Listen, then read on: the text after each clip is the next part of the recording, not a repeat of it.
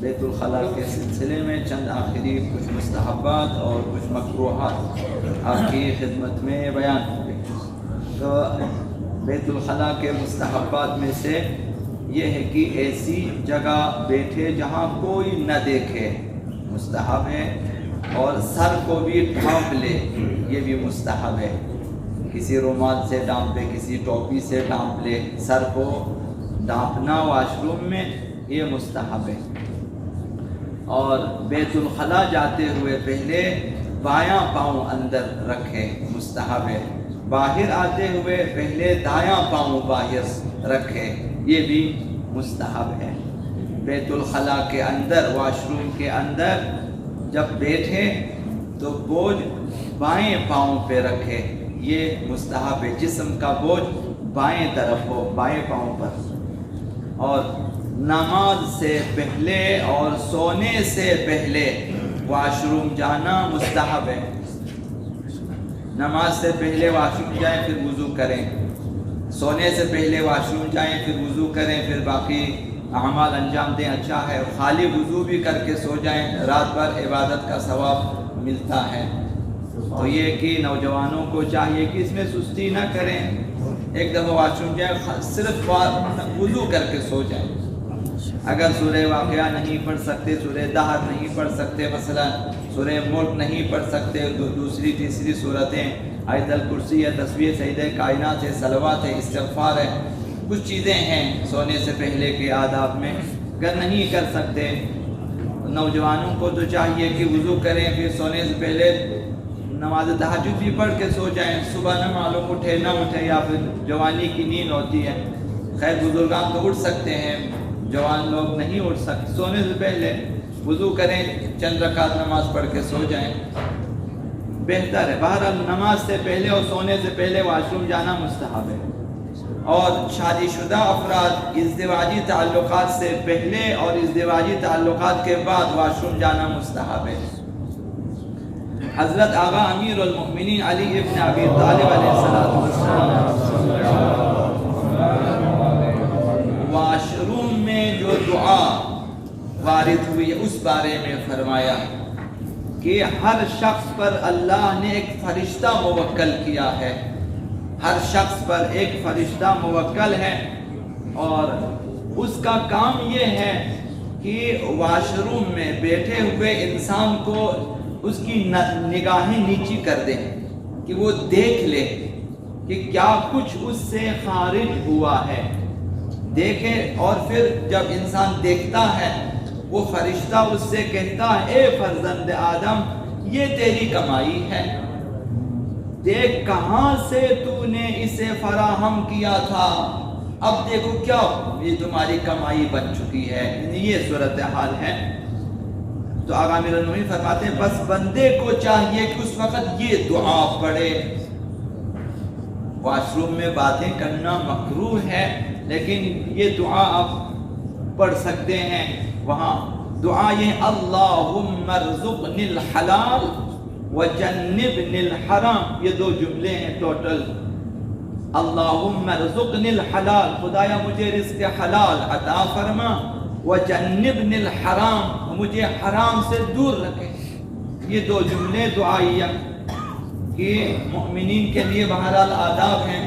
خداوند حکیم نے اگر کسی چیز کا حکم دیا ہے تو اس میں 100% حکمت ہے، تو لہذا اگر انسان کی سمجھ میں نہ آئے کہ کیا فائدہ اس کا، یہ کہ وہ ہمارا قصور ہے، ہماری عقل کی رسائی نہیں ہے کہ تمام حکمت ہائے الہی کو سمجھے، لہذا اس میں بھی حکمت الہی ہے۔ مکروہات کے سلسلے میں فرمایا کہ جو مثلا جو لوگ مسافر ہیں، صحرا میں بیٹھ جاتے ہیں تو چاند کی طرف رخ کر کے، یا پھر رات کو ہے تو رات کو چاند کی طرف، دن کو سورج کی طرف رخ کر کے نہ بیٹھے، روبرو چاند یا سورج کو نہ بیٹھے، مگر یہ کہ پردہ کیا ہوا ہو تو پھر کوئی حرج نہیں ہے۔ اگر بے پردہ ہے، کوئی پردہ نہیں ہے وہاں پہ، اگرچہ کوئی نہیں دیکھ رہا تو روبرو نہ ہو، انسان بے پردہ ہو اور چاند یا سورج کے روبرو بیٹھے واش روم کے لیے، یہ کراہت ہے، حرام نہیں ہے۔ اور حضرت آغا امام باقر علیہ السلام بیت الخلا میں یعنی واش روم میں زیادہ دیر تک بیٹھنے کے سلسلے میں فرمایا کہ قال لقمان لابنہ، لقمان حکیم نے اپنے فرزند سے کہا کہ طول الجلوس علی الخلاء یورث الباسور، جو شخص زیادہ دیر تک بیٹھے گا واش روم میں، زیادہ حد سے زیادہ معمول سے زیادہ بیٹھے گا، یہ بواسیر کا سبب بنے گا کہ اس میں بواسیر پیدا ہوگی۔ بواسیر آنتوں کی خرابی کو کہتے ہیں، آنتوں کی خرابی، اور اس کی وجہ سے مقام خاص پہ جو ہے محاسے نکلتے ہیں، پھر مثلا خارش یا اس قسم کی چیزیں ہو جاتی ہیں، تکلیف دہ ہیں، تو زیادہ دیر تک واش روم میں نہ بیٹھیں۔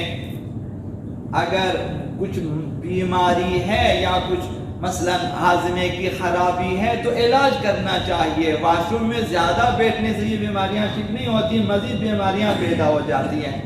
تو کوشش کریں کہ اگر ایک انسان میں یہ تکلیف پیدا ہو جائے کہ زیادہ دیر تک بیٹھنا پڑتا ہے، قبض کی مثلا شکایت ہے، تو علاج کریں، نہ کہ واش روم میں زیادہ دیر تک بیٹھیں۔ تو لہٰذا اس سے یہ کام بواسیر کا خطرہ ہے، نوجوانوں کو نہیں بیٹھنا چاہیے۔ اور تخلی کے وقت واش روم میں جب بیٹھا ہو باتیں کرنا مکروہ ہے، باتیں نہ کریں ایک دوسرے سے۔ اور دائیں ہاتھ سے طہارت کرنا بھی مکروہ ہے، طہارت کے لیے بائیں ہاتھ کا استعمال ہونا چاہیے۔ حضرت آقا رسول خدا صلی اللہ علیہ وسلم انہوں نے کھڑے ہو کر پیشاب کرنے سے منع فرمایا ہے۔ کھڑے ہو فرمایا کہ جب تک مجبور نہ ہو، لاچار نہ ہو، کھڑے ہو کر یہ کام نہ کرو۔ اگر کوئی شخص بغیر کسی عذر کے، بغیر کسی مجبوری کے کھڑے ہو کر کرتا ہے چھوٹا پیشاب، فرمایا کہ وہ حیوانیت کی سطح پہ گر جاتا ہے، وہ نیچے انسانیت کی سطح سے گر جاتا ہے، یعنی اس کا مرتبہ کم ہو جاتا ہے، انسانی مرتبہ کم ہو جاتا ہے۔ اور اسی طرح کیڑے مکوڑوں کے سوراخوں میں دیہاتوں میں عموماً ہوتا ہے، بچے اس طرح کرتے ہیں کہ بتا دیں کہ مطلب چونٹی کے بل میں مثلا سوراخوں میں، مثلا چوہوں کے بلوں میں، مثلا اسی طرح کیڑے مکوڑوں کے جو ہے سوراخیں اور بل ہوتے ہیں، ان میں جو ہے پیشاب کرنا مکروہ ہے۔ اسی طرح ٹھہرے ہوئے پانی میں کچھ لوگ مثلا بے ادب ہوتے ہیں، مثلا کر لیتے ہیں، نہ کریں۔ بہرحال مجھے بتایا گیا کہ سوئمنگ پول میں یہ کام کرتے ہیں بعض بے ادب نوجوان، مثلا واش روم جانے میں انہیں تکلیف ہوتی ہے، وہی نہیں کرنا چاہیے، سارے لوگ نہاتے ہیں اس میں، یہ کام نہیں کرنا چاہیے۔ اور سخت زمینوں پر بھی واش روم کے لیے، پیشاب کے لیے بیٹھنا مکروہ ہے، چینٹے وغیرہ پڑنے کا خطرہ ہوتا ہے۔ اور یہ کہ بعض لوگ سستی کرتے ہیں واش روم جانے میں، یہ مکروہ ہے۔ مثلا چھوٹا بڑا لگا ہوتا ہے اور یہ سختی سے روک کے مطلب بیٹھا ہوتا ہے، سو جاتے ہیں، کھانا کھاتے ہیں، نمازی اسی سے، یہ کراہت ہے، بیماریاں پیدا ہو سکتی ہیں، مکروہ ہے۔ اسی لیے مستحب قرار دیا کہ نماز سے پہلے واش روم جاؤ، سونے سے پہلے واش روم جاؤ، تاکہ وہ تکلیف انسان کے لیے نہ ہو۔ اور آخری چیز ٹھنڈے پانی سے فرمایا استنجا کرو، یہ مستحب ہے، گرم پانی سے مکروہ ہے، پانی گرم کریں، زیادہ سردی ہو تو معمولی اس کو گرم کریں کہ زیادہ گرم نہ ہو۔ یہ روایت ہے حضرت آغا امیر المؤمنین علیہ السلام، انہوں نے فرمایا الاستنجاء بالماء البارد، ٹھنڈے پانی سے استنجا کرنا، یقطع البواسیر، اس سے بواسیر کی بیماری ختم ہو جاتی ہے۔ اور بھی روایتیں ہیں، میں نے نقل نہیں کیا، کہ آقا مرزا علیہ السلام کی بھی روایت ہے کہ ٹھنڈے پانی سے زیادہ پاک ہو جاتا ہے، پیشاب کے مقامات زیادہ پاک ہو جاتے بنسبت گرم پانی کے۔ اب گرم پانی کے اور بھی مسائل ہیں کہ مثلا اس سے بھاپ نکلتے ہیں، پھر انسان کے ناک میں سانس کے ذریعے، تو بہتر ہے ٹھنڈے پانی سے جتنا انسان کے لیے ممکن ہو ٹھنڈے پانی سے طہارت کریں، اس میں فائدہ ہے۔